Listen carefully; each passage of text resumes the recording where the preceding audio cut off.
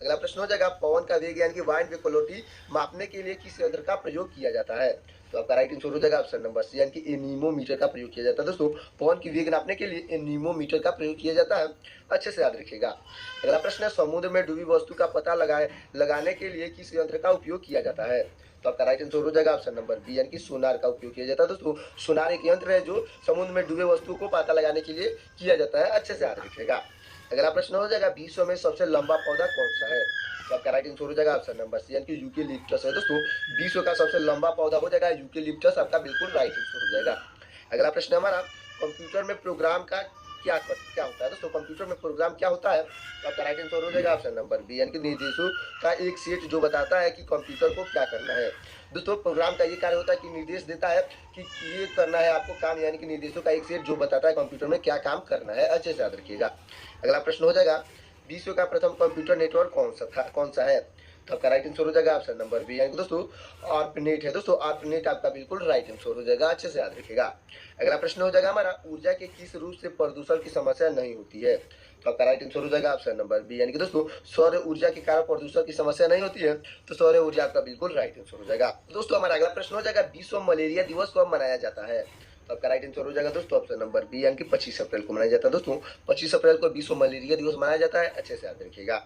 अगला प्रश्न है चीनी यात्री प्रारंभ में किसके शासनकाल में भारत आया था। दोस्तों चीनी यात्री प्रारंभ किसके शासनकाल में भारत आया था। तो आपका राइट आंसर हो जाएगा दोस्तों ऑप्शन नंबर बी यानी कि चंद्रगुप्त द्वितीय के शासनकाल में भारत आया था। दोस्तों तो चंद्रगुप्त द्वितीय आपका बिल्कुल राइट आंसर हो जाएगा। दोस्तों हमारा अगला प्रश्न हो जाएगा प्रसिद्ध हल्दी घाटी का युद्ध जो 1576 में लड़ा गया था किसके मध्य लड़ा गया था। तो आपका राइट आंसर हो जाएगा दोस्तों ऑप्शन नंबर बी यानी कि अकबर और महाराणा प्रताप के बीच लड़ा गया था। दोस्तों अकबर और महाराणा प्रताप आपके बिल्कुल राइट आंसर हो जाएंगे। अगला प्रश्न है आईने अकबरी पुस्तक किसने लिखी है। दोस्तों आईने अकबरी पुस्तक किसने लिखी है। तो आपका राइट आंसर हो जाएगा दोस्तों ऑप्शन नंबर सी यानी कि अबुल फजल ने लिखी है। दोस्तों अबुल फजल आपका बिल्कुल राइट आंसर हो जाएगा। अगला प्रश्न है बुली शब्द किस खेल के में प्रयोग होता है। तो आपका राइट आंसर हो जाएगा दोस्तों ऑप्शन नंबर सी यानी कि हॉकी खेल में प्रयुक्त होता है। दोस्तों हॉकी खेल आपका बिल्कुल राइट आंसर हो जाएगा। तो अगला प्रश्न है हमारा झीलों की नगरी यानी कि सिटी ऑफ लेक कौन सा शहर कहलाता है। तो आपका राइट आंसर हो जाएगा ऑप्शन नंबर सी यानी कि उदयपुर कहलाता है। दोस्तों उदयपुर सिटी ऑफ लेक यानी कि झीलों की नगरी कहलाता है, अच्छे से याद रखिएगा। अगला प्रश्न है सबसे प्राचीन वेद कौन सा है। तो आपका राइट आंसर हो जाएगा ऑप्शन नंबर बी यानी कि ऋग्वेद है। दोस्तों सबसे प्राचीन वेद है यानी सबसे पुराना वेद है ऋग्वेद, अच्छे से याद रखिएगा।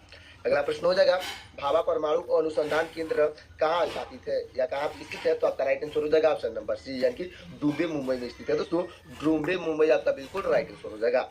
अगला प्रश्न है खालसा पंथ की स्थापना किसने की थी। तो आपका राइट आंसर हो जाएगा ऑप्शन नंबर सी यानी कि गुरु गोविंद सिंह ने की थी। दोस्तों गुरु गोविंद सिंह आपके बिल्कुल राइट आंसर हो जाएंगे। अगला प्रश्न है मुगल वंश की स्थापना किसने की थी। तो आपका राइट आंसर हो जाएगा दोस्तों ऑप्शन नंबर सी यानी कि बाबर ने की थी। दोस्तों बाबर आपका बिल्कुल राइट आंसर हो जाएगा। तो दोस्तों हमारा अगला प्रश्न हो जाएगा भारत की पहली महिला आईपीएस अधिकारी यानी कि आईपीएस ऑफिसर कौन थी। तो आपके राइट आंसर हो जाएंगे दोस्तों ऑप्शन नंबर बी यानी कि किरण बेदी थी। दोस्तों किरण बेदी आपके बिल्कुल राइट आंसर हो जाएंगी। अगला प्रश्न है टीपू सुल्तान की राजधानी कौन सी थी। आपका राइट आंसर हो जाएगा ऑप्शन नंबर सी यानी कि श्रीरंगपट्टनम था। दोस्तों श्रीरंगपट्टनम आपका बिल्कुल राइट आंसर हो जाएगा।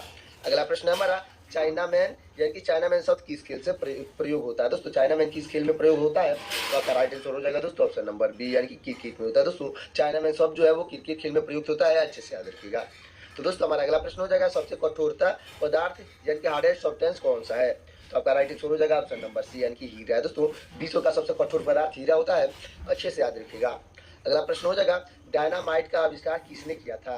तो दोस्तों आपका राइट आंसर हो जाएगा ऑप्शन नंबर बी यानी कि अल्फ्रेड नोबेल ने किया था। दोस्तों अल्फ्रेड नोबेल आपका बिल्कुल राइट आंसर हो जाएगा। तो दोस्तों हमारा अगला प्रश्न हो जाएगा बिस्मिल्लाह खान का संबंध किस वाद्य यंत्र से है। तो आपका राइट आंसर हो जाएगा दोस्तों ऑप्शन नंबर डी यानी कि शहनाई से। दोस्तों बिस्मिल्लाह खान का संबंध शहनाई से है, अच्छे से याद रखिएगा। तो दोस्तों ये वीडियो कैसा लगा कमेंट में जरूर बताइएगा और वीडियो अच्छा लगा हो तो वीडियो को लाइक करके चैनल को सब्सक्राइब कर दीजिएगा। तो